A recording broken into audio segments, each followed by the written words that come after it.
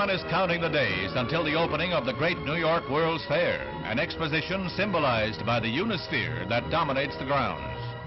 40 years ago, there were a lot of people doing wonderful things at the fair and looking to say the fair represents what a point in time of 1964-65. Let's look to the future and see what we can do based on the foundation that we see here. And the grant itself is designed to create that full environment of the fair. It is a National Science Foundation grant in formal science education. It is almost 1.48 million. It's just slightly under. Part of the process first was to discover what is around. What do we have with us? What exists that we can look at, touch, feel, consider, digitize if it works for inclusion in the fair. And then it's a matter of saying, what do we want the fair to do? Because it's not just a matter of putting things together that look pretty and are historically accurate. There's a purpose for this fair that is beyond just the history.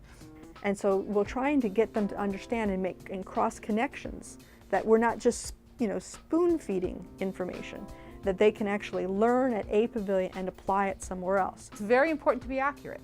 Even though the 17 and 18 and 10 and 12 and 13-year-olds of today, if I was a little off on the GM pavilion, they wouldn't really know, but the folks who were at the fair would know. The folks who built the GM pavilion would know. And GM employees and people who have followed what GM's been doing through the years would all know. So it's got to be historically accurate, because if it's not, then it can be dismissed. If it's sloppy history, which we know, what does that say about how we design the future, which we're motivating people to invent? So you've got to have a good, stable basis for what you're doing, and then you move from there.